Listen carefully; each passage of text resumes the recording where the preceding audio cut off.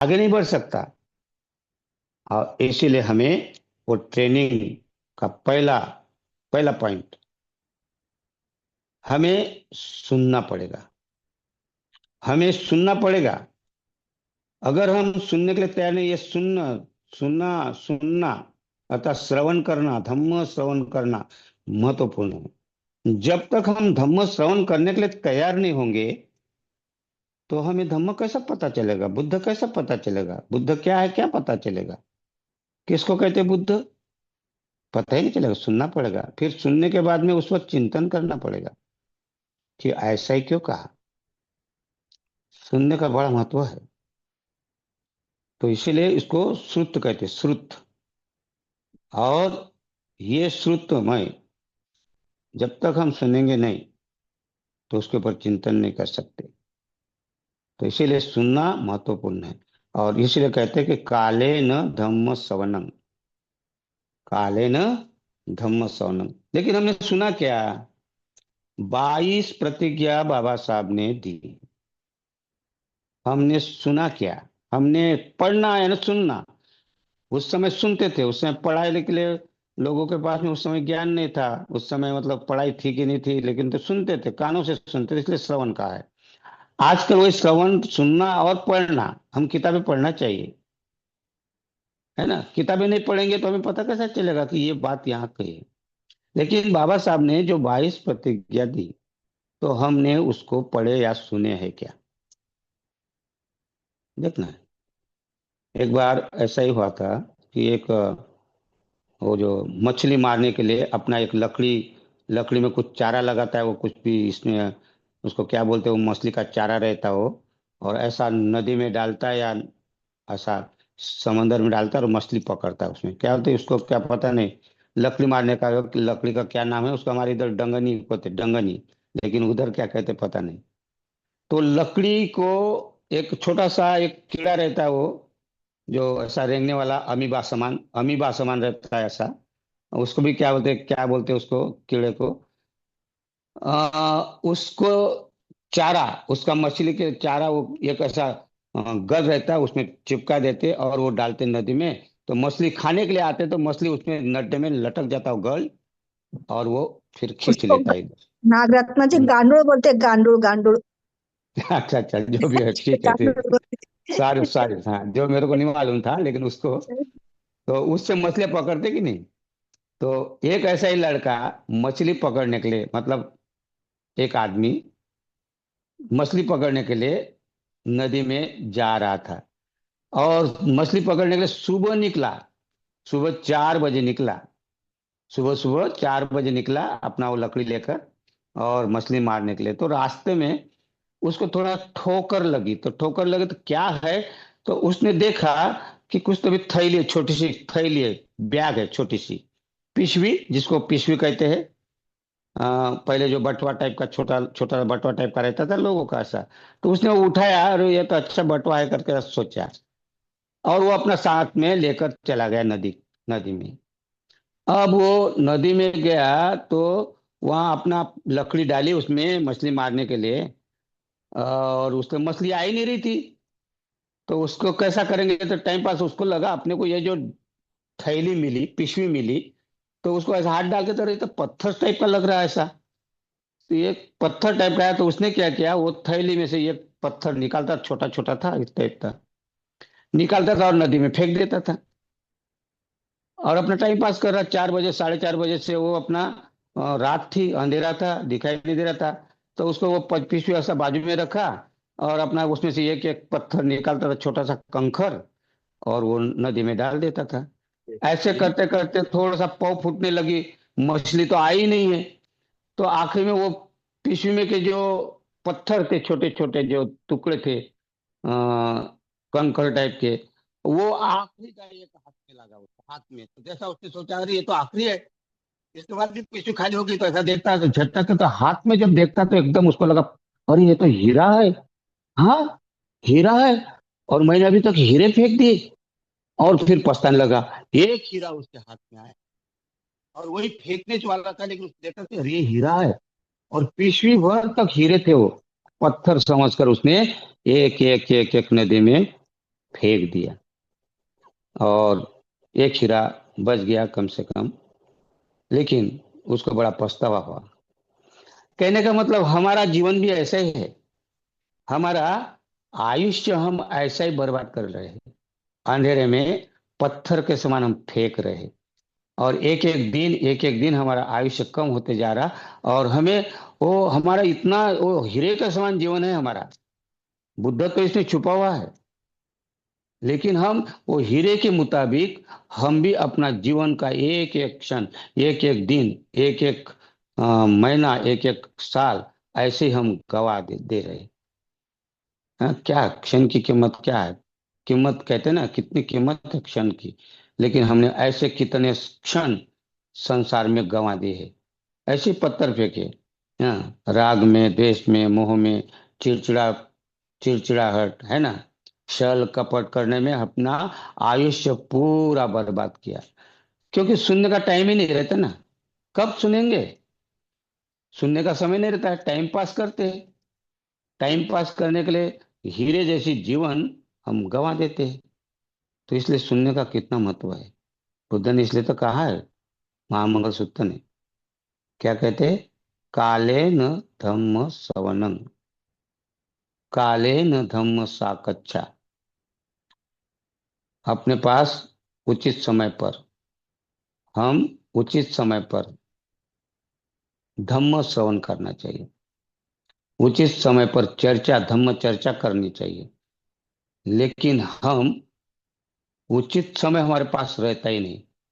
एक दिन आता, कहते हैं संडे के दिन चलो वर्ग में हम सीखेंगे।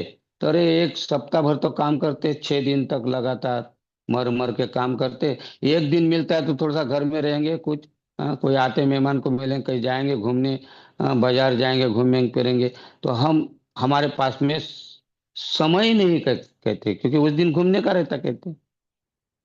तो ऐसे ही हमारे दिन जाएगा, तो सुनेंगे कब? और नहीं सुने तो फिर धम्म या बुद्ध नहीं सुने तो फिर क्या होता है? कोई इधर बाबा साहब की जय, बुद्ध की जय, आ गई जयंती, और शुरुआत करते हैं हम। हमारे पास मौका नहीं रहता ना। इतना पड़ा है समय बर्बाद कर देते हैं हम लोग। बहुत समय रहता है हमारे पास में। ऐसा नहीं कि 24 घंटे आप काम रहते, 24 घंटे तक काम नहीं करते, बहुत समय रहता है। 1 घंटा, 1 घंटा निकाल नहीं सकते हम 24 घंटे में से, पढ़ने के लिए, ध्यान करने के लिए, या पूजा करने के लिए। पूजा में क्या है? पूजा जब सुनते हैं तो उसमें क्या शब्द है? उस शब्द भी देखिए ना, उसमें क्या क्या कहा है। अभी मैंने कहा चतुर महाराजिक देवता आ गई, महामाया, माता महामाया के सपने में आ गई। अब ये चतुर महाराजिक देवता, तो क्या है कि इसको नहीं समझ में तो फिर आगे पढ़ते हैं हम लोग। वर्षावास में ऐसे तो होता है। हाँ, सफेद कपड़े पहनते हैं वर्षावास में, और एक किताब लेते बुद्ध और उनका धम्म, बाबा साहब ने लिखा हुआ, बहुत अच्छा है, पवित्र समझते, उसको अगरबत्ती लगा देते, और पैर भी पड़ते उसकी, और पढ़ते हैं उसको। और पढ़े के अरे बाप रे बहुत अच्छा काम किया, पढ़ा, लेकिन क्या लिखा है पता ही नहीं चलता। अभी मैं बोल रहा हूँ कि चतुर महाराज ही देवता है, तो क्या पढ़े उन्होंने? गया ऊपर से, क्या करना है अपने को? चिंतन नहीं किया। तो कहने का मतलब ऐसे हमारे बहुत सारे जो बातें हैं कि समझ में नहीं आती हमें। तो अभी ऐसा कहते हैं कि ध्यान साधना करते हैं। मैं आपको शॉर्टकट में बताता हूँ।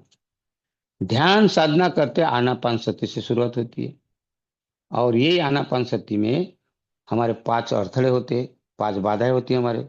और ये जब 5 बाधाएं जब तक हमारे में रहेगी तो ध्यान ही नहीं होता। ये उसका मुख्य कारण है। हम लोग ध्यान करते हैं, यहाँ बैठते हैं ना, बुद्ध के सामने बैठते हैं हम लोग, लेकिन बुद्ध के सामने भी बैठते, कैसा बैठे? अभी ऑनलाइन भी बैठे, तो कुछ लोग तो ऐसे ही बैठते होंगे, आगे बैठे सुनना है ना। लेकिन एक एक शब्द सुनना चाहिए ना। जब तक नहीं सुनेंगे हम, ग्रहण नहीं करेंगे, चिंतन नहीं करेंगे, तो क्या समझ में आ जाएगा? तो हम ऐसा ही ध्यान भी ऐसे ही करते हैं। आ गया श्वास, गया श्वास, एक, आ गया श्वास, गया श्वास, दो। क्या समझ में आ गया? क्योंकि ध्यान तब तक नहीं लगता जब तक हम शील का आचरण नहीं करते। और शील तब तक नहीं समझ में आता जब तक हमारी श्रद्धा निर्माण नहीं होती। और श्रद्धा तब तक निर्माण नहीं होती जब तक हम सुनेंगे नहीं, चर्चा करेंगे नहीं। और चर्चा या सुनना कहाँ होता है, कहाँ मिलता है? ये धम्म वर्ग में मिलता है। हाँ, धम्म शिविर में मिलता है। धम्म शिविर, धम्म वर्ग, धम्म चर्चा, धम्म सम्मेलन, यहाँ मिलता है। तो धम्म सम्मेलन, धम्म शिविर, धम्म वर्ग में जाने के लिए हमारे पास समय कहाँ? सप्ताह में एक दिन मटन वार, उसका नाम है मटन वार। एक दिन अगर छुट्टी मारते ना, मटन वार रहता है। शराब की भट्टी दिखती है, दारू की दुकान और मटन की दुकान। और ये हमारा संडे। हाँ, खाओ अंडे और मनाओ संडे। फिर समय नहीं ना, क्या करेंगे? तो ध्यान कहाँ से कर सकते फिर हम? तो ऐसा कहते हैं कि आनापानसति करते करते करते जो उनका कल्याण मित्र आपको बताएगा ध्यान कैसा करते कैसा नहीं। और वो धीरे धीरे करते करते आप आनापानसति से ही आगे जाते जाते आप 5 बाधाओं को खत्म करते हैं। वो 5 बाधाएं काम छंद, व्यापाद, आलस, चिंता और कुशंका। और ये बाधाओं को खत्म करने के लिए आपको 5 ध्यानांग से करना पड़ता है, 5 ध्यानांग निर्माण करना पड़ता है। वो 5 ध्यानांग को कहते हैं वितर्क, दूसरा विचार, तीसरा प्रीति, चौथा सुख और पांचवी एकाग्रता। तो जब तक ये 5 बाधाएं खत्म नहीं करती तब तक एकाग्रता, ये तुमको एकाग्रता जो है इसका ध्यानांग का, ये तुम्हारा 5 बाधाओं को खत्म करती है। और तब वहां से सही मायने से आप ध्यान लगना शुरू होता है। और उसके बाद फिर प्रथम ध्यान होता है, द्वितीय ध्यान होता है, तृतीय ध्यान होता है, चतुर्थ ध्यान होता है। और फिर आपको जैसा जैसा उसकी झलक दिखाई शुरू हो जाती। फिर उसके बाद में ये 4 ध्यान, प्रथम द्वितीय तृतीय चतुर्थ, मैं इसके डिटेल नहीं बता रहा हूँ। आपको खाली जानकारी कि चतुर महाराजिक देवता तक कैसे पहुंचते हम, ये बताने के लिए कह रहा हूँ। वो 4 ध्यान के बाद में समाधि नहीं लगी अभी। अभी खाली चतुर्थ ध्यान तक आप ध्यान कर रहे खाली। 5 बाधाओं को खत्म करके 5 ध्यानांग निर्माण किए। और 5 ध्यानांग का जो एकाग्रता हुआ, वहां से फिर आपकी, ऐसा कहते हैं कि ध्यान साधना लगी 4 ध्यान के बाद में। और उसको कहते फिर समाधि। सम्यक समाधि नहीं। और उसके बाद में फिर आकाशानंचा यतनंग, ये ध्यान साधना करना पड़ता है। उसमें आप परिपूर्ण हो जाते तो उसके बाद में विज्ञानानंचा यतनंग। उसके बाद तीसरा है आंकिंचनंचा यतनंग। और चौथा जो है नेव संज्ञा संज्ञानायतनम।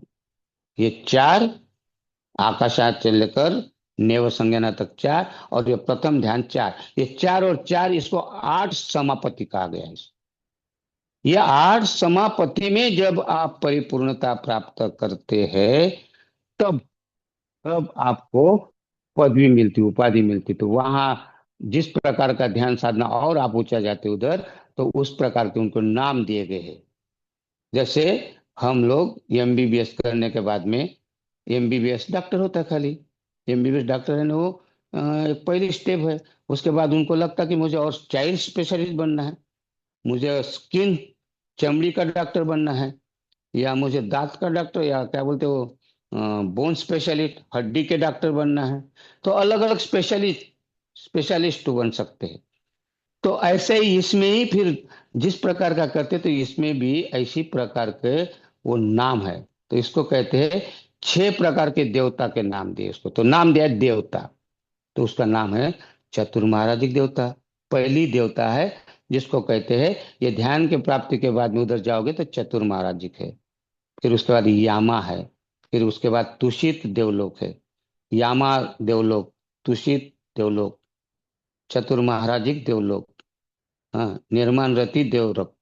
हाँ, तो इस प्रकार के ये 6, और भी 2 लोग मिलकर ऐसे ये 6 लोग के अलग अलग नाम है, जिस प्रकार की उन्होंने कैटेगरी के अनुसार के नाम दिए। तो ये लोग को यही ध्यान साधना करते करते वो वहां तक पहुंचते हैं, तो उसको एक प्रकार की पदवी, एक प्रकार की उपाधि मिलती है। अब ये महामाया को सपना पड़ा और चातुर महाराज एक देवता आ गए रोटी और बनाऊंगी। वो उठाकर। तो कहने का मतलब ये, हम सुनेंगे तब तो पता चलेगा ना हमें।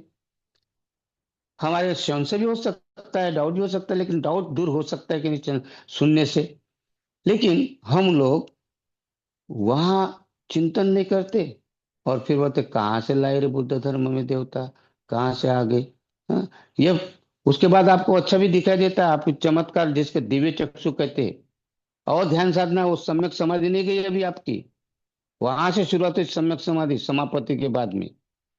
आठ समापत्ति प्राप्ति के बाद में उधर समाधि नहीं हुई, सम्यक समाधि तक नहीं गए। फिर वहां से और समाधि चालू होती है। यहां तक तो आप पहुंच भी जाओगे, या आठ समापत्ति तक। लेकिन उसके बाद और कठिन है।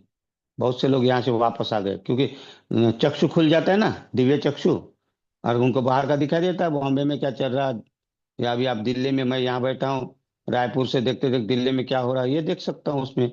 तो यहीं भूल जाता हूँ, फिर मैं आगे का रास्ता भूल जाता हूँ। अरे यहीं तो दिखाई दे रहा है। और चमत्कार, मतलब वहां का जानना, तो लोगों का विश्वास होता है, अरे उनको वहां का कैसे मालूम। तो लोग पीछे पड़ते, और हमें भी अच्छा लगता है, अरे वाह। और हम यहीं रुक जाते, आगे नहीं जाते, इसलिए उधर समाधि, सम्यक समाधि पता ही नहीं चलता फिर। और इसलिए तो बहुत से लोग ऐसे वहां तक जाते हैं, वापस आते हैं। कहने का मतलब यह है कि हम बुद्ध के धम्म को अच्छी तरह अध्ययन कर ही नहीं सकते, सुन ही नहीं सकते। अध्ययन करना, सुनना, और उसके ऊपर चिंतन करना, कितनी बड़ी बात है। संसार में ऐसे ही लोग हैं। बुद्ध ने ऐसे ही लोग कहा। नागसेन का नाम सुना होगा आपने, और राजा मिलिंद का। आपको मालूम है राजा मिलिंद कौन था? अब कौन था, वो तो मिनांडर कहते, वो तो उधर से आया था, ग्रीक से। और बड़ा विद्वान था, बहुत विद्वान था। और उसके कारण आज हम यहाँ बैठे हैं। अगर वो नहीं आता ना उस समय, सारा नरसंहार से लेकर सारा नष्ट हो गया होता, कुछ भी नहीं बचता। बौद्ध दिखा, कत्ल हो रही थी। बौद्ध के जो भी स्थान थे, तीर्थ स्थान जिसको हम कहते हैं, या बुद्ध विहार थे, स्तूप थे, सब नष्ट करना शुरू कर दिया था। बहुत ही बहुत ही तगड़ा पुष्यमित्र शुंग ने अरेंजमेंट किया था। हम नहीं बच पाते, अभी अभी आपके सामने बोल रहा हूँ, नहीं रहते। ये तो राजा मिलिंद का आना हो गया, विद्वान आदमी था ये। और उसको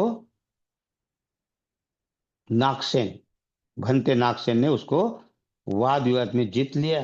तो उसने धम्म की दीक्षा ली, वो बौद्धि बना, वो अरहत हो गया था कहते। ऐसा ही नहीं।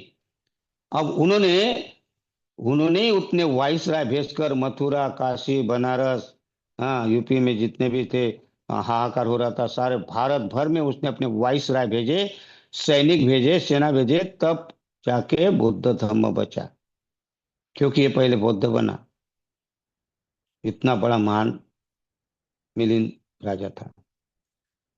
तो मिलिंद राजा ने एक सवाल किया।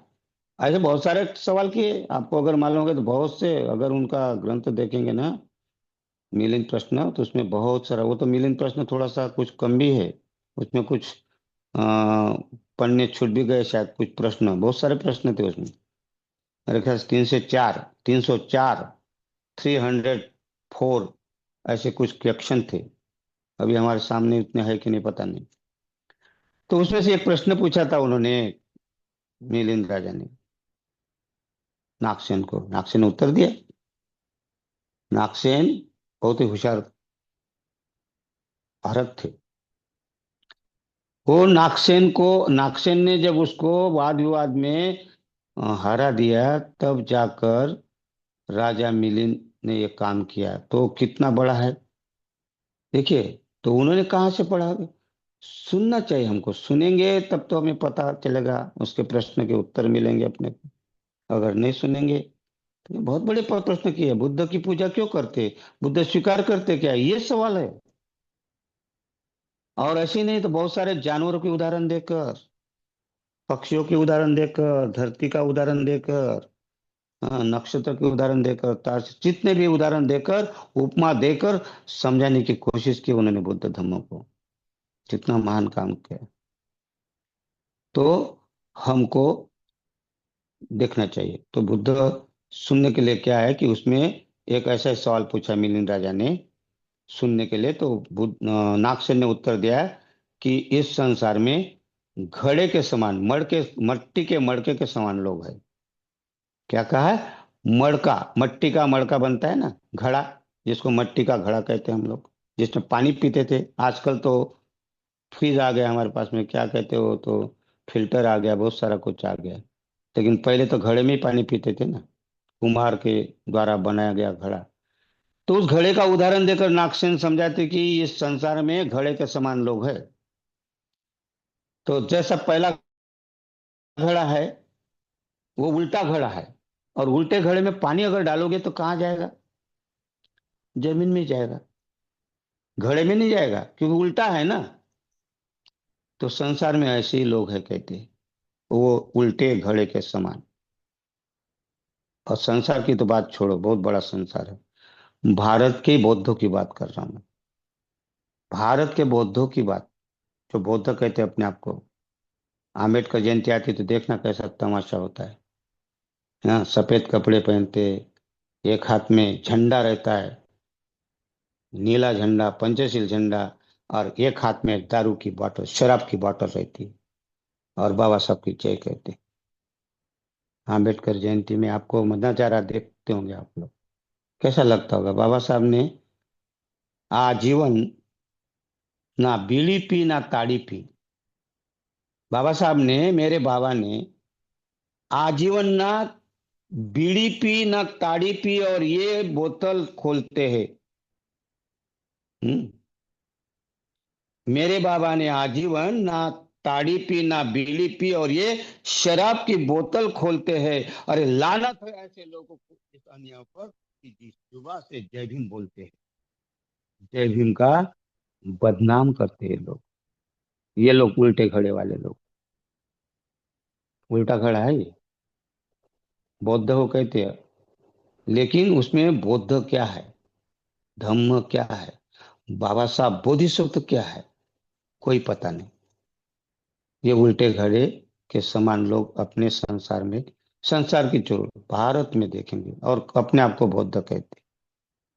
उनको आप बोल भी नहीं सकते, क्योंकि उसके अंदर रहती है, वो बोलती है अंदर, जो जाति उनके अंदर, वो बोलती है। क्या बोलोगे उनके सामने? कहते हम सही बाबा साहब के बंदे हैं। तो ऐसे ही नहीं, तो खाली शराब पीने वाले नहीं, ऐसे भी लोग हैं उल्टे घड़े के समान, ऐसे भी लोग हैं।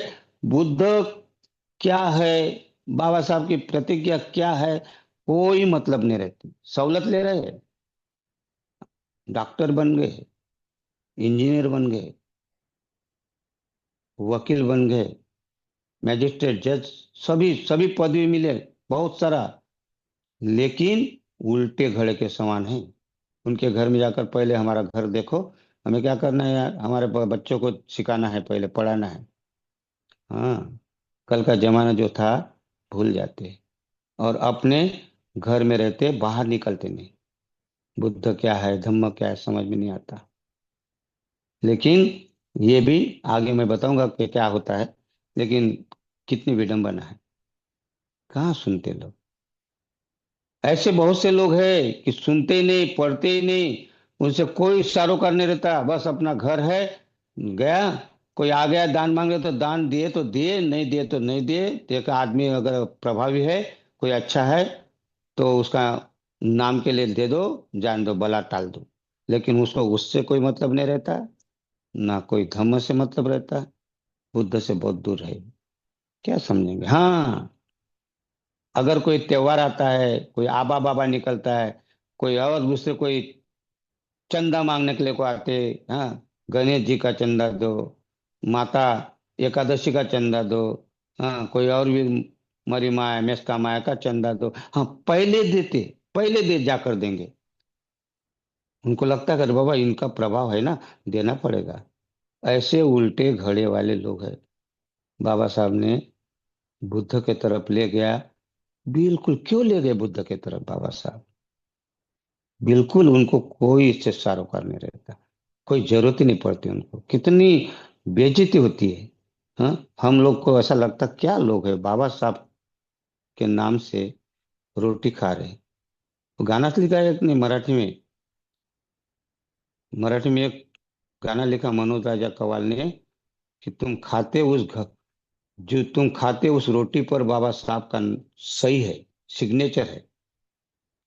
गाना कहते बहुत जोरदार, लेकिन जो गाना गाते वो ही गाने खत्म होने के बाद में पीछे जाकर शराब की बोतल खोलते। तो इसको क्या कहेंगे? हम्म? देखना कभी आप, कव्वाली होती है वहां जाकर देखना, कव्वाली कितने सुंदर गाने गाते हैं बाबा साहब पर, बुद्ध पर। और फिर उसका गाना समाप्त होने के बाद पर्दे के पीछे जाकर देखना क्या करते हैं उन लोग। अरे बाप रे, बहुत गाया है, ले लो एक थोड़ा सा पौवा लगा लो, और ये ले लो। हम मस्त पौवा लगाते, इधर तो बाबा साहब के ऊपर पंचशील पर बताएंगे, बुद्ध पर बताएंगे। क्या, ये क्या है, क्या समझे? तो ये है पहला घड़ा। नागसेन कहता है कि पहला घड़ा ऐसा है कि बुद्ध को कुछ नहीं समझते, और बुद्ध क्या है कोई मतलब नहीं रहता, खाओ पियो बस जियो, जानवर की तरह। जानवर खाते पीते रहते, बच्चे पैदा करते, हो गया उनका काम। अब उनको अक्ल है क्या? नहीं, बेअक्ल। तो उनको कोई मतलब नहीं रहता।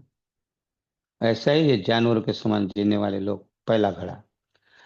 दूसरा घड़ा है, नागसेन कहते हैं कि वो घड़ा सीधा तो रखा है, उसमें पानी भर रहे, लेकिन नीचे उसको होल है, छेदा है, तल में छेदा है, वो घड़े के छेदा है। तो जितना भी पानी डाले वो कहाँ जाएगा? बाहर निकल जाएगा, जमीन में चला जाएगा। तो दूसरे प्रकार के ऐसे लोग हैं, शरीर से तो जाते हैं, शरीर से जाते हैं। आप देखना, कहीं भी देखें शरीर से जाएंगे, लेकिन मन छेदा पड़ा है, वो मन पानी चला जाता है, मन नहीं जगह में छेदा लगा है मन को, और निकल जाता है वहां। कहीं कहीं अब देखिए ना, कोई कार्यक्रम होता है, शादी ब्याह में होता है, शादी समय पर लगती क्या? नहीं लगती। तो वहां घर से लोग सोचते कि अब शादी इतने बजे लगेगी, इतने बजे लगेगी, तो उसके बाद खाना होगा, तो खाने के लिए जाते हैं। और फिर उनको जो मिलना है उनको मिलकर, जो भी गिफ्ट लाया वो देकर खाने पर ताव मारे, और घर आ गए। शादी कैसी लगी क्या लगी, क्या मतलब नहीं रहता है। लीकेज एनर्जी, लीकेज यानी सेदा है, और सेदे में उनको बुद्ध धर्म कितना भी बताया, हाँ हाँ हाँ हाँ, बुद्धम शरणं गच्छामि, हाँ, लेकिन कोई मतलब नहीं। घर में आकर घर क्या बताया भूल गया, कुछ पता नहीं क्या बताया, पता नहीं। मैं बहुत बड़बड़ कर रहा था, वो क्या क्या प्रवचन दे रहा था, पता नहीं। अरे इतना क्या लंबा प्रवचन दे रहा था, क्या क्या बुद्ध बुद्ध बुद्ध करते, और उनको शरीर से जाते, नमस्कार करते, जय भीम करते, लेकिन मन जगह पे नहीं रहता, सीधा रहता है, और चले जाते हैं। ऐसे कार्यक्रम बहुत सारे होते हैं, सभा होती है, प्रवचन होते हैं कई। तो प्रवचन में जाएंगे तो बस, अगर कोई रुबाबदार आदमी आ गया, चलो भाई प्रवचन रखा है चलो, तो उसको देखने के लिए, ताकि उसका प्रभाव है तो जाना चाहिए, नहीं तो बोलेगा आया नहीं तू, कल बोलेगा। तो इसीलिए उसको दिखाने के लिए जाना पड़ता है, और वो मिलेगा उनको जय भीम, और मस्त ठाट से बैठेगा। लेकिन उधर क्या चल रहा है ये इसलिए नहीं मालूम, बाजू वाला बैठा है, अरे जय भीम हो जय भीम, अरे क्या है, क्या घर में काम था ये था, इधर प्रवचन चालू और इधर उनकी बातचीत चालू। कभी कभी अपनी इसमें भी वर्ग में भी ऐसा होता है। अभी यहाँ बैठे रहते ना हम लोग, तो अपन यहाँ बैठते सरों में अपना वीडियो बंद करके बैठते, सारा घर का काम करते हैं, और फिर उधर बोल बोल करते हैं। कभी कभी किसी का माइक चालू रहता है, तो यहाँ आवाज आ जाता है अपने को, तो वो भी कहते कि देखो हमने वीडियो चालू करके रखा है, और वहाँ हमें हमें समझ में आ जाता है। कभी कभी हमारे भी लीकेज एनर्जी हमारी, हाँ, हमारे भी कभी कभी शेदा रहता है, लेकिन फिर भी आप लोग अच्छे हैं, कम से कम सुनते हैं। और कहीं कभी जाओ वर्ग प्रवचन, कभी बड़े सभा में जाओ, तुम्हारा प्रवचन सुनने के लिए कोई नहीं रहता है, क्योंकि मन से नहीं जाते, लीकेज, हाँ, अपना शेदा। लेकिन सुनना, क्या सुना उसने? कुछ भी नहीं सुना। फिर तीसरा जो घड़ा है, आधा शलकत जाए, बोलते हैं आधा पानी भरा हुआ, और उसको अगर ले जाएंगे तो छलकत छलकत जाता है पानी उसका। तो कुछ लोग ऐसे ही समाज में हैं, सुनने के घड़ा जो तीसरा है ना, ये घड़ा तो सुनते हैं लेकिन कुछ कुछ बातें समझ में आ जाती, लेकिन वो कुछ पूर्ण नहीं सुनते, अधूरे सुनते। फिर उसमें अटकलें लगाते, अरे ये ऐसा पता है? हाँ? बुद्ध ने कब बताया ऐसा? और कौन कहता कि बाबा साहब ने ध्यान किया? कौन कहता कि बाबा साहब ने बुद्ध धम्म दिया और वो इसको मत मानो उसको मत मानो कहा? और इस प्रकार के हम किसी किसी की बातें सुनकर फिर वो ध्यान में रहती है अधूरी बातें, और फिर कहते हैं। और इस प्रकार हम आपस में कभी वाद होता है, नहीं ऐसा है, वो बोलते नहीं ऐसा है। फिर बहस करते हैं आपस में। आत्मा है, एक कहते परमात्मा है, एक कहते अनात्मा है, एक कहते आत्मा है, एक कहते परमात्मा है, एक कहते परमात्मा नहीं। और चली बहस। और दोनों को पता नहीं रहता कि आत्मा है कि नहीं है, परमात्मा है कि नहीं। लेकिन दोनों आपस में, वो कहते कि नहीं है परमात्मा है, ये कहते परमात्मा नहीं है। दोनों को पता नहीं रहता। जो परमात्मा नहीं बोलते उसको भी पूरी तरह जानकारी नहीं रहती, लेकिन वो भी बहस में लगा रहता है। फिर इसमें और एक, इसी एक घड़े का तीसरा घड़ा जो और है इसमें, कि थोड़ा सा ज्ञान होता है, कभी कभी एक आधा किताब पढ़ा, एक आधी वंदना पढ़ी, वंदना पाठ हो गई, तो बोलते हैं मेरे को जितना मालूम है तुमको क्या मालूम? मैं ये अमुक अमुक ग्रंथ पढ़ा। हाँ, ये बाबा साहब, मैं अच्छा बाबा साहब का भक्त हूँ, उपासक हूँ, मुझे सब कुछ आता है। मेरे ये जो बाल है ना सफेद ऐसे ही नहीं हुए, मैं शादी लगा सकता हूँ, मैं प्रवचन दे सकता हूँ। इस प्रकार के ये औधे, जो जिनको मालूम नहीं रहता है, वो बोलते हैं मैं, और उसको चांस नहीं मिला तो दूसरे को ये क्या बता रहा है?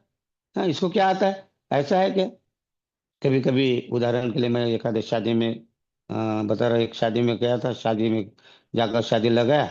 एक आदमी आ गया मेरे पास में, तो आपने शादी लगाई, तो आपने ये नीला कपड़ा पहनकर क्यों शादी लगाई?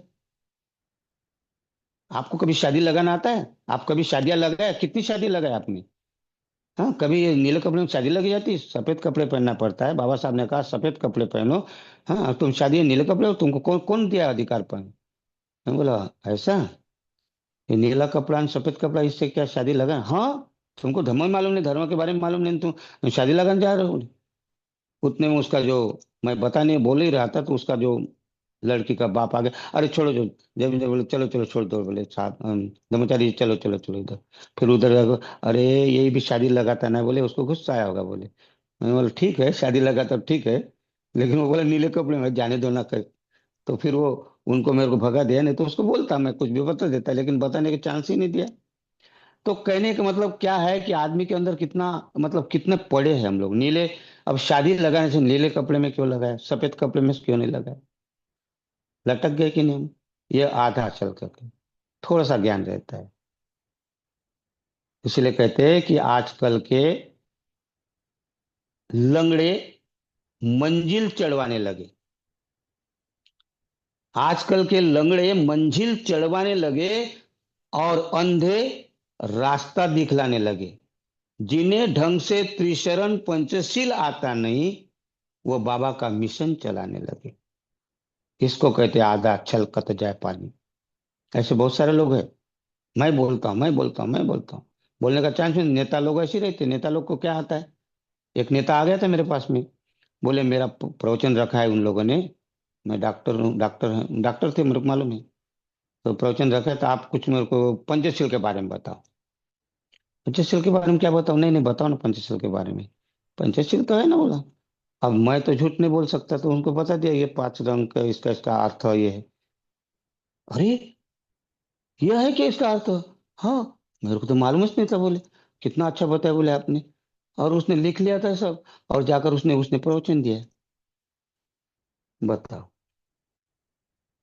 तो कहने का मतलब, कुछ लोग ऐसे हैं कि नाम के लिए, अब उनको क्या क्या बताया उसको पता नहीं क्या बताया, लेकिन उन्होंने पंचशील का उसको मालूम नहीं था कुछ। तो कहने का मतलब मेरा यह है कि हम लोग सुनने के लिए क्या करते हैं, पढ़ते क्या, क्या पढ़े हमने, क्या अध्ययन किया है, क्या चिंतन किया है? तो इस प्रकार के तीन प्रकार के घड़े हैं। हमें सुनना क्या नहीं सुनना, ये मालूम होना चाहिए। जब हम सुनेंगे पूरी तरह, काले न धम्म सवनंग काले न धम्म साकच्छा, बुद्ध क्या है, बुद्ध के कितने गुण होते? 9 गुण होते। बुद्ध के 9 गुण कैसे कैसे, कौन से, और उसका अर्थ क्या है, ये जब तक हम समझ में नहीं आएगा तो बुद्ध कैसा हमें समझ में आएगा। इसलिए हमें बुद्ध ने कहा महामंगल सूत्र में, बहुत महत्वपूर्ण है, 38 मंगल में से ये एक मंगल है। कौन सा? धम्म श्रवणम, सुनना चाहिए। और जब हम धम्म सुनेंगे तो उसमें चिंतन करेंगे, और चिंतन करेंगे तब हमारी दूसरा जो है प्रशिक्षण, बौद्धों के लिए दूसरा प्रशिक्षण है श्रद्धा। तब हमारी श्रद्धा बढ़ेगी, क्योंकि हम बुद्ध को जानेंगे ना, सुनते सुनते सुनते सुनते परिपक्व हो जाएंगे। एक दिन का काम नहीं है। सुनना पड़ेगा, साक्षात चर्चा करना पड़ेगा, संपर्क करना पड़ेगा, विद्वानों के साथ में संपर्क में रहना पड़ेगा, उनसे जानना पड़ेगा, जो हमारी सवाल है उनको पूछना पड़ेगा, सवाल के जवाब होंगे, और फिर उनको भी लगा कि ये दिलचस्पी है, उनके इंटरेस्ट ले रहा, तो वो भी अच्छे से मन से बताएंगे। तो कल्याण मित्र जिसको कहते हैं। तो ऐसा ऐसा हम आगे बढ़कर फिर हमारी श्रद्धा बढ़ती है बुद्ध के प्रति। और तब तक हमारी श्रद्धा नहीं है, ऊपर पंखी रहती है। तो इसलिए श्रद्धा निर्माण होती है। और जब जब श्रद्धा निर्माण होती है, तब कहते हैं, श्रद्धा निर्माण होने के बाद, कि तब वो बुद्धत्व की तरफ वाच कुछ करता है, चलता है। फिर कहता है अपने आप ही, मैं चलता गया और रास्ते मिलते गए। फिर क्या कहेगा? अपने आप कहेगा, वो श्रद्धा निर्माण होती है तो क्या कहता है कि मैं चलता गया और रास्ते मिलते गए, फिर रास्ते के कांटे भी फूल बनकर खिलते गए। ये कोई चमत्कार नहीं, जादू नहीं, ये धम्म का प्रभाव है। वरना इसी रास्ते से लाखों लाखों फिसलते गए। तो श्रद्धा निर्माण करने की, श्रद्धा ही आपको प्रज्ञा तक ले जा सकती। श्रद्धा ये तरती वो घम। बुद्ध कहते हैं, श्रद्धा से बड़ी बाढ़ को पार कर सकते हैं। वो मैंने बाढ़, बाढ़ाना, पुराना, महापुराना। और तरती वो घंग मैंने तरना, वो घंग उस बाढ़ से तरना। तो किससे? श्रद्धाए तरती वो घंग, अपमादेन अन्नवंग। क्या कहते? और फिर होशपूर्ण रहकर आप बड़े से बड़े सागर को, भव सागर को पार कर सकते हो। कहते हैं यहाँ बुद्ध कहते हैं, जब आप श्रद्धा से तर सकते हैं और बड़े से बड़े भव सागर को होशपूर्ण पार कर सकते हैं, अपमादेन, अर्थात होशपूर्ण, वीर्य से लेकर। हाँ, कितनी बड़ी बात है श्रद्धा। श्रद्धा ऐसी निर्माण नहीं होती। हाँ, कोई किसी के ऊपर अगर आपकी श्रद्धा निर्माण होती है, जैसा एक आधा डॉक्टर है, डॉक्टर होते ना, और डॉक्टर, आप तय करते हैं कौन सा डॉक्टर अच्छा है। आपकी श्रद्धा जिस डॉक्टर पर होती, उसी के पास जाओगे ना आप। और दूसरे जिसके ऊपर श्रद्धा नहीं, वो कितना भी अच्छा दवा दे आपको, लेकिन आप उसके पास नहीं जाओगे। आपकी श्रद्धा जिसके ऊपर होगी उसी के पास जाओगे। अपनी श्रद्धा होती है। हाँ, ऐसे बहुत सारे लोगों ने दुकान खोल के रखे हैं, बहुत सारे लोगों ने दुकान खोल के रखे, लेकिन हम देखते ना, अरे ये दुकान में अच्छा माल मिलता है, तो आप उसी दुकान में जाते, बाकी दुकान में नहीं जाते। हाँ, बाकी दुकान बहुत सारे खुले हैं। और ज्यादा खुलने के कारण जो असली दुकान रहता है वो दिखाई नहीं देता है, उसके ऊपर विश्वास नहीं होता, जब तक हम उनका माल देखेंगे नहीं कहीं, है ना।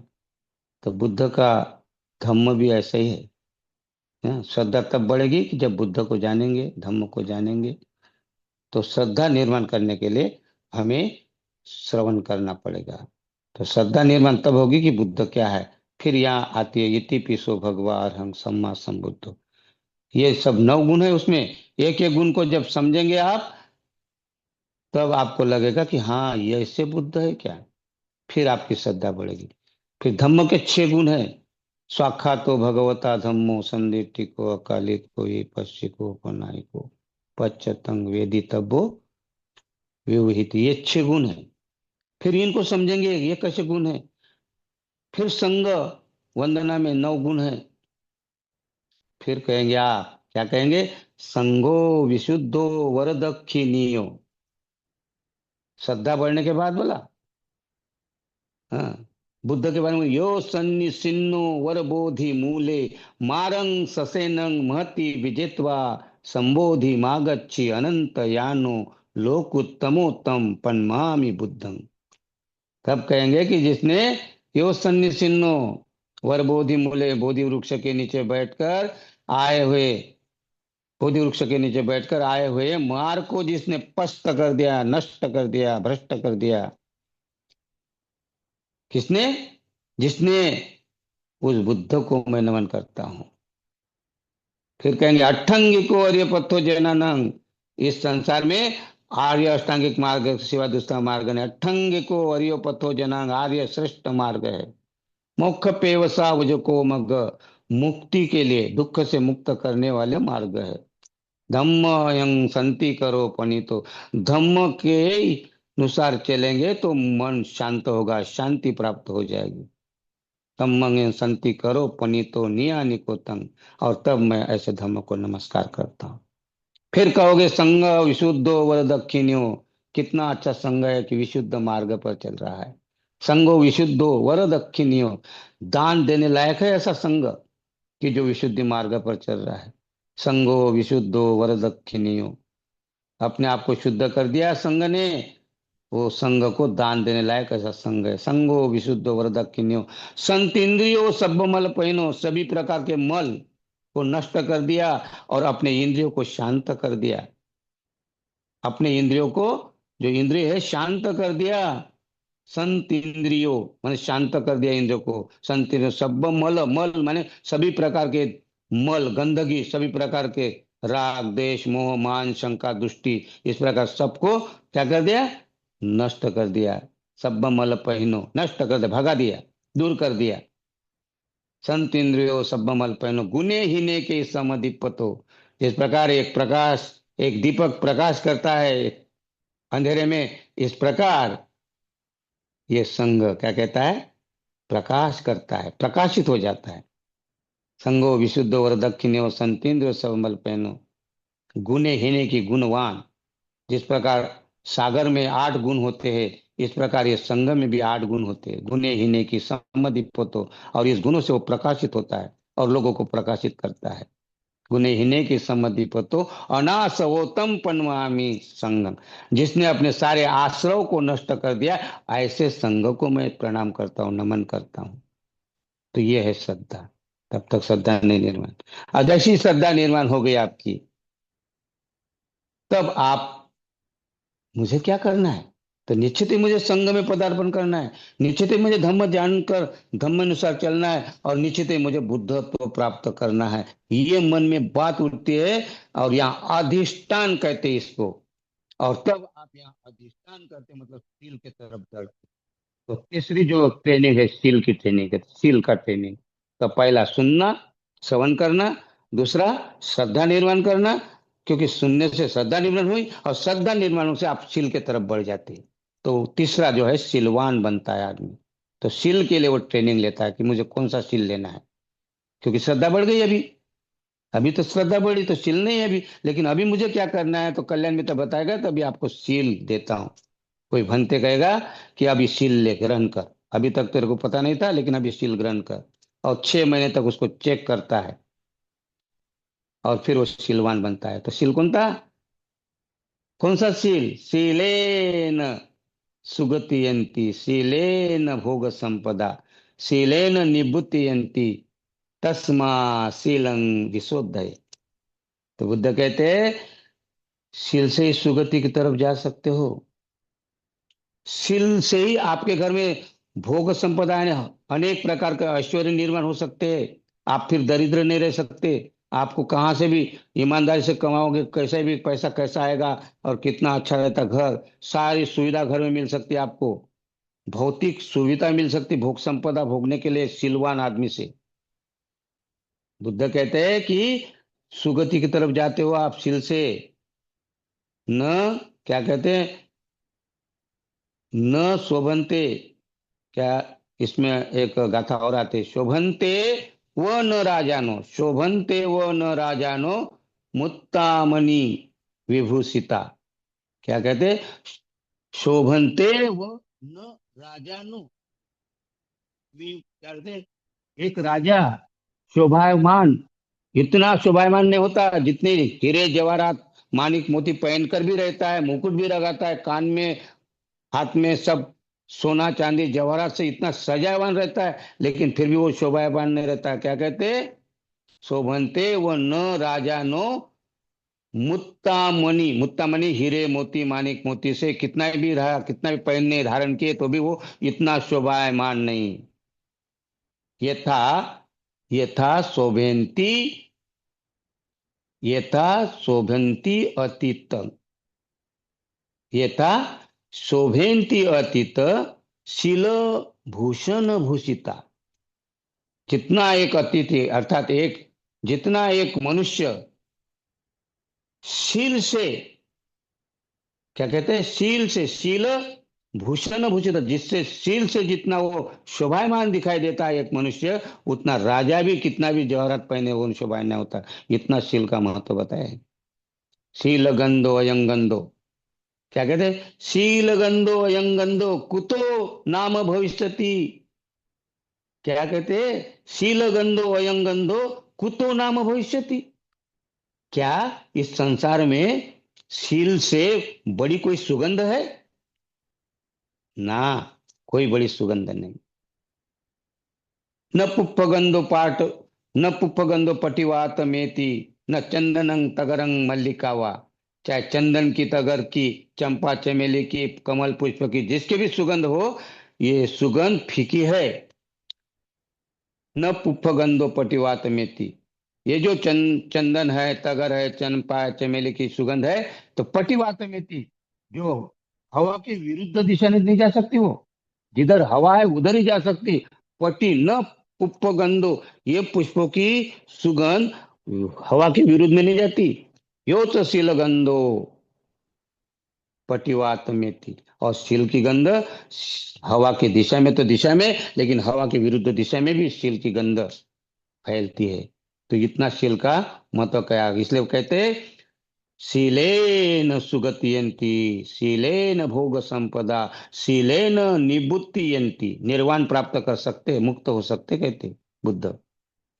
हाँ, शील से आप दुख से मुक्त हो सकते। और फिर कहते तस्मा शीलं विशोद, इसलिए प्यारे भाइयों प्यारे बहनों, इसलिए अपने शील को विशुद्ध करो, शुद्ध करो। और वो शील है पंचशील, पांच शील। तो वो आदमी फिर शील की तरफ आता है। सुनेंगे तब सुनेंगे ना, सुनेंगे श्रद्धा बढ़ेगी ना, श्रद्धा बढ़ेगी तब तो शीलवान होंगे। और शीलवान होने के बाद में फिर कहा है दान और कर्म। क्या कहा है, दान और कर्म। कर्म बहुत बड़ा विषय है, दान ये भी बहुत बड़ा विषय है। फिर आप ना दान जो कहा है, चौथी बात कही दान, दाता बन जाते हो फिर आप, फिर देना सीखते हो आप, क्योंकि शील तक आ गए आप, आपकी प्रसन्नता बढ़ती जाती है, आपके घर में सुख समाधान सारे भौतिक वस्तु से भी लेकर सुख संपदा निर्माण हो जाती है। तो आप फिर पीछे नहीं हटते, तो आप दान करना भी चालू करते, इधर पैसा आता है इधर दान भी देना शुरू करते हो। फिर आपको समझ आता है कि दान क्या है। तो दान माने पैसे की बात नहीं, अनेक प्रकार की बात है, 7 प्रकार का दान है। फिर हम 7 प्रकार की चोरी से दूर जाते, चोरी नहीं करते। फिर हम समय की चोरी नहीं करते, कहीं भी जाने का है तो समय पर जाते। फिर हम श्रम मेहनत की चोरी नहीं करते, कहीं बुद्ध विहार में झाड़ू लगाना है वो भी काम करते। आप ये नहीं कहते कि उसने लगाना चाहिए उसने लगाना चाहिए, नहीं, मेरा काम है, बुद्ध को पोसना मेरा काम है, बुद्ध का साफ सफाई करना मेरा काम है। तो आप दूसरे की राह नहीं देखते। फिर अगर ये यहाँ तक नहीं पहुंचते तो आप, मेरा काम है क्या बुद्ध विहार बनाया, अरे दूसरे लोग बने के मैं थोड़ी ठेका लिया, या झगड़ा होता है। लेकिन जो आदमी यहाँ तक आता है तो वो समय की चोरी नहीं करता, मेहनत की चोरी नहीं करता। और फिर किसी को अगर रक्तदान, ब्लड डोनेशन करना है, या अवयव शरीर का पार्ट देना है, तो वो पीछे नहीं हटता। तीसरा और चौथा है आर्थिक दान, पैसे की भी कमी नहीं करता, उसके पास रहता है तो देने के लिए। विशाखा ने, अनाथ पिंडक ने कितने दान किया है पता है हमको, बहुत सारे लोग थे उस समय। और फिर उसके बाद में पांचवा है शिक्षा दान, आप शिक्षा दान देते, शिक्षित करते लोगों को। बाबा साहब ने कहा ना, शिक्षित, शिक्षित का मंत्र दिया, शिक्षित बनो शिक्षित बनो शिक्षित बनो।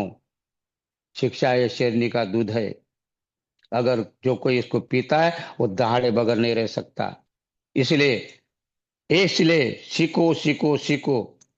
1 जून की रोटी मत खाओ, एक समय का खाना मत खाओ, मगर अपने बच्चों को पढ़ाओ पढ़ाओ पढ़ाओ।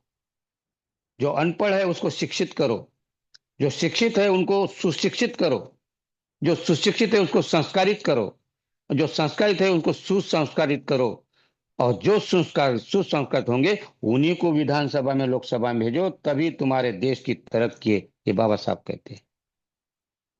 ये है शिक्षा मंत्र। तो ये शिक्षा दान भी दे सकते फिर आप। बाबा साहब ने दिया, बाबा साहब ने कहा ही नहीं, बाबा साहब ने दिया। हाँ, मिलिंद कॉलेज खोला था औरंगाबाद में, सिद्धार्थ कॉलेज खोला था मुंबई में। बाबा साहब ने शिक्षा के लिए कमी नहीं आनी, और उन्होंने हॉस्टल तक खोले थे बाबा साहब ने, ऐसा नहीं। हाँ, हमारे बच्चे अभी पैसा नहीं तो उनके लिए हॉस्टल तक खोले थे, बोर्डिंग जिसको कहते हैं। तो शिक्षा का दान हमारा तो एक भी, अभी देखा जाए तो हमारा एक भी कोई ऐसा बोर्ड है, हमारा हमारा कोई शिक्षण संस्था है ऐसी? हाँ, दो चार अगर गिनी गिनी है, कितनी होना चाहिए था अभी तक अपने पास। हमारे बच्चों को आज कितनी फीस बिना क्या कहते हैं, फीस इतना बढ़ा दी कि हम पढ़ नहीं सकते, हमारे बच्चे पढ़ नहीं सकते, इतना फीस बढ़ा दिया है।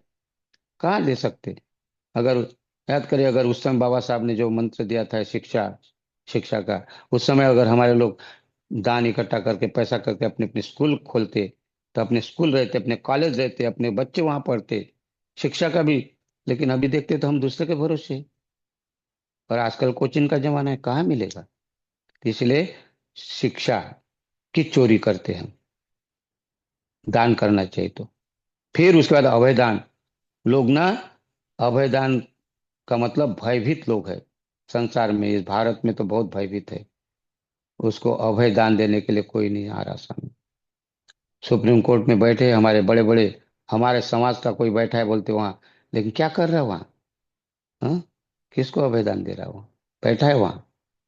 हाँ? तो भी आज हमारे साथ अत्याचार होता है, नौकरी नहीं लग रही है, और एनआरपी आ रही है।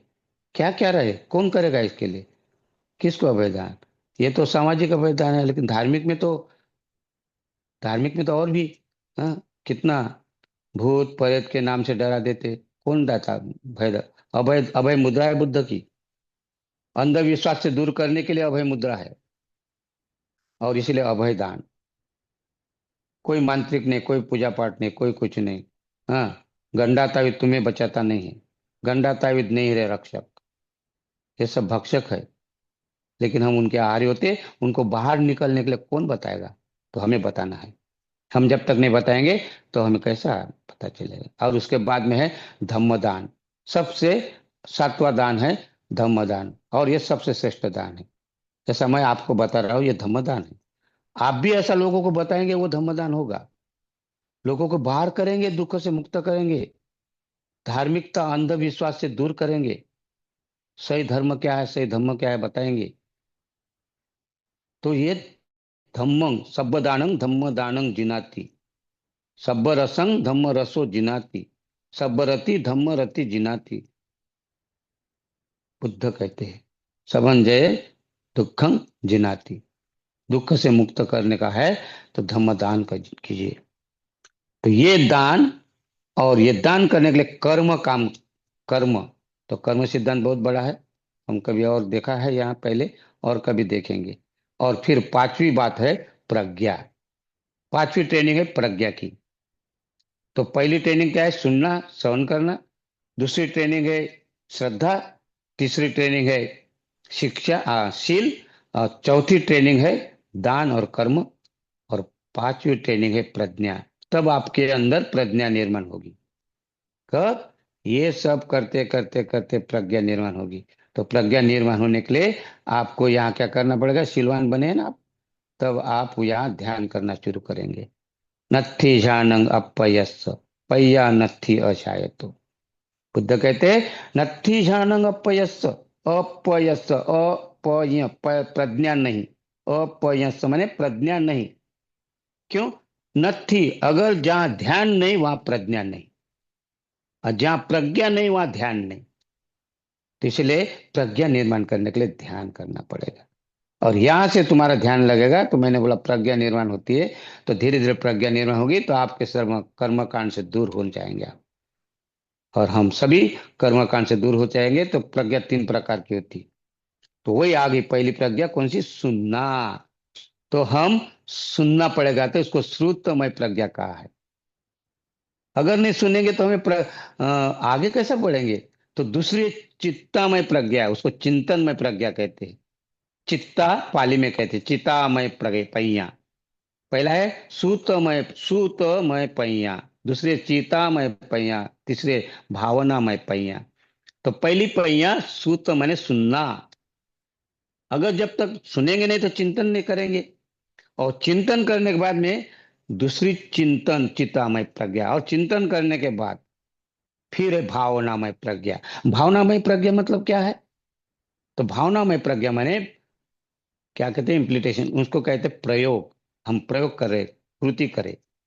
जैसे उदाहरण के लिए ये प्रज्ञा 3 प्रकार की प्रज्ञा। तो पहली प्रज्ञा समझो कि आपने रोटी चावल या सब्जी सब्जी और चावल का वो क्या क्या निवाला बनाया। ये निवाला बनाकर यहां तक लाया, मुंह में डाला, इसको कहते हैं सूत्रमय प्रज्ञा। और फिर उसको निवाला डालकर खाली क्या करते? फिर उसको चबाते, दांत से चबाना, चबा चबा कर चबा चबा क्या करते? उसको बारीक करते, छोटा करते एकदम, ताकि उसका पीसते अपन एक दांत से। तो पीसना मतलब दांत से चबाना चबाना चबाना चबाना, इसको कहते चिंतनमय प्रज्ञा। और निगलना, अब निगलना, तो वो है भावनामय प्रज्ञा प्रयोग। तो इस प्रकार की ये 3 है। जैसे कि उदाहरण के लिए आपने चाय बनाना है, चाय पीने के लिए बनाना है, तो आपने सब सामग्री इकट्ठा किए। गंज लाया, शक्कर लाई, चाय पत्ती लाए, हाँ, पानी लाया, चूल्हा लाया, उसमें आग में सब उसमें आग के लिए वो सब तैयार किया, और गंज रख दिया, उसमें सब डाल दिया, और फिर आग लगा दिए। तो इसको कहते हैं चाय का सामग्री, माने ये है शुद्धमय प्रज्ञा। फिर वो आग लगने के बाद फिर देखते आप पका कि नहीं पका चाय, उसको ऊपर नीचे करते आप, तो वो है चिंतन में प्रज्ञा। ये अभी चाय पीने लायक हुई कि नहीं, उसमें दूध डाला क्या, नहीं डाला, कैसा है। तो वो जब पूरा पक जाता, आपको लगता कि अभी ये चाय पत्ती वगैरह सब पक गया, और फिर आप उतार कर लोगों को पिलाते, वो पिलाना मतलब भावना में प्रज्ञा। तो ये 3 प्रज्ञा के प्रकार है। तो प्रज्ञा माने भावना में माने ध्यान, ध्यान में उतरना। और ये प्रज्ञा जब एक बार आपको निर्माण हो, ये ट्रेनिंग हो गया, तो फिर आपके मुख से निकलेंगे, मुझे बताने की जरूरत नहीं पड़ेगी, तो किसी को बताने की जरूरत नहीं पड़ेगी। आप खुद कहेंगे, नथी में शरणंगयं, बुद्धो में धम्मो में संघो में शरणंग वरं, एतेन सत्य वज्जनंग होतु में जय मंगलम। या किसी का मंगल करना है तो होतु ते जय मंगलम। ये अपने आप अनायास नहीं निकलता है। जब आप यहां तक पहुंचते हैं, तब आप खुद कहेंगे कि अब मेरा कोई दूसरा शरण स्थान नहीं, अन्य मात्र बुद्ध ही मेरा शरण स्थान है। किसी को बोलने की जरूरत नहीं पड़ेगी कि अरे तू किधर जा रहा, कौन से धर्म में जा रहा, कौन से संप्रदाय में जा रहा, कौन से पंथ में, तुमको बोलने की जरूरत नहीं पड़ेगी। तुम खुद, तुम्हारे अंदर से आवाज उठेगी, कोई तुम्हें बताएगा नहीं। तुम खुद कहोगे कि नत्थी में शरणं गयम्, अब मेरा कोई अन्य शरण स्थान नहीं, बुद्ध ही मात्र मेरा, धम्म ही मात्र मेरा, संघ ही मात्र शरण स्थान है, और इस सत्य वचन से मेरा कल्याण हो, आप कहेंगे। तो ये है ट्रेनिंग।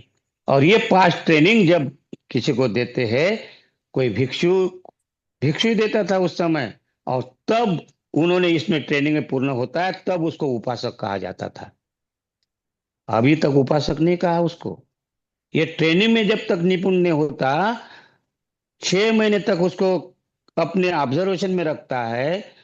भिक्षु, एक परिपक्व भिक्षु, सामने नहीं, या सामने नहीं, ऐसा कोई नहीं। वो भिक्षु पहले अपने इसमें रखता था, तब ये परिपूर्ण होने के बाद में उसको ट्रेनिंग देने के बाद अब वो उपासक करके उसको कहते थे।